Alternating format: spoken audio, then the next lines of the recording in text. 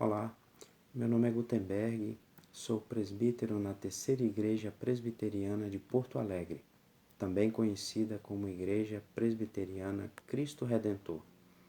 A convite dos irmãos da Igreja Presbiteriana de São Borja, vamos caminhar hoje pelos Salmos e nesta oportunidade meditaremos de forma breve no Salmo de número 59.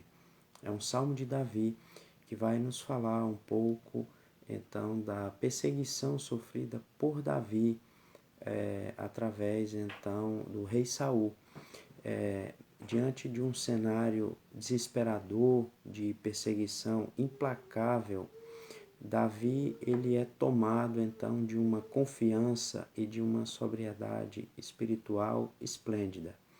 Diante desse contexto tão difícil, nós gostaríamos aqui de ressaltar pelo menos 5 atitudes de Davi. A primeira atitude de Davi diante desta perseguição tão intensa, tão implacável, foi não ignorar o perigo. Davi estava consciente dos riscos que estava correndo. E diante desse cenário tão extremo, Davi então, ele clama por auxílio divino. É o que nos diz o verso de número 1.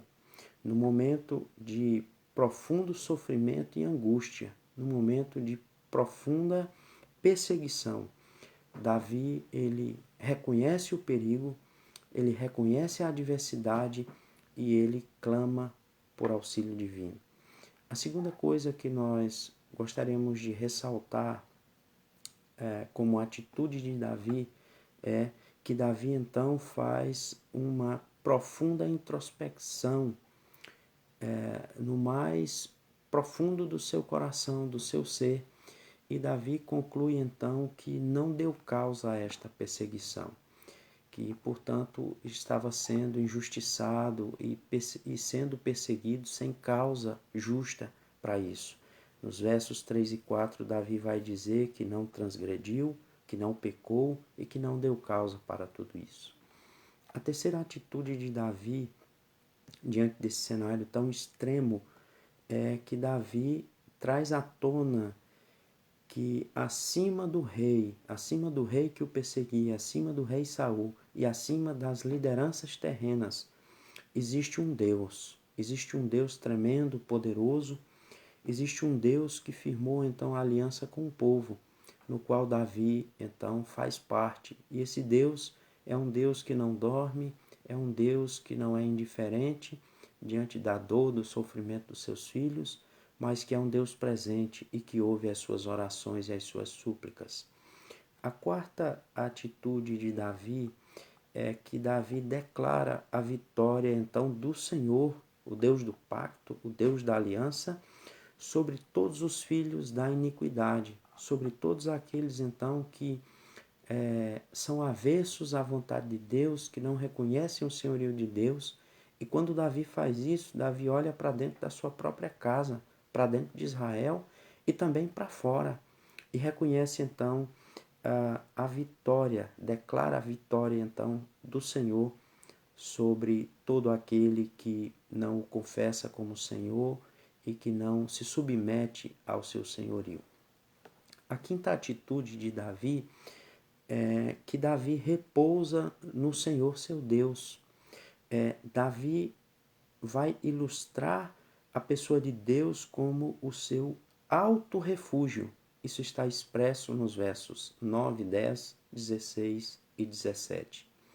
Como aplicações práticas para esta brevíssima meditação, nós podemos considerar que diante das adversidades, como nós temos agido e como nós temos reagido.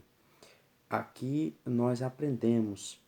Davi vai então, diante do momento extremo, colocar tudo diante de Deus. Clamar em oração, buscar a face do Senhor em oração.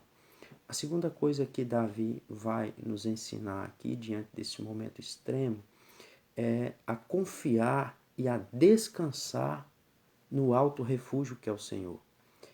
A terceira coisa que Davi vai nos ensinar aqui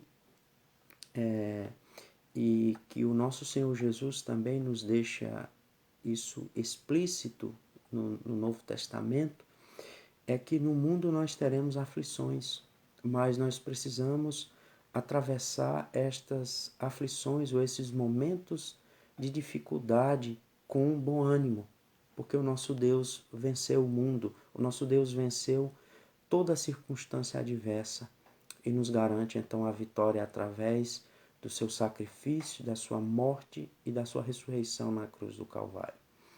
A última coisa que nós precisamos considerar aqui nesta porção das Escrituras é que, embora uma leitura descuidada ou despretensiosa do texto possa sugerir que Davi está pleiteando justiça à sua própria causa, aqui Davi busca que seja Deus então glorificado através da execução dos justos juízos de Deus. É isso que nós vemos aqui. Toda injustiça cometida contra alguém, antes de ferir esta pessoa, antes de causar um dano a esta pessoa, é uma afronta contra o próprio Deus. E aqui Davi não está advogando causa própria, embora esteja em um momento de profunda dor, de profundo sofrimento, de perseguição, de angústia, mas aqui Davi está olhando para algo maior, para algo superlativo. Aqui Davi está considerando a santidade de Deus. Aqui Davi está considerando o atributo da justiça de Deus e então ressaltando que toda injustiça ela será então contemplada por o justo juiz.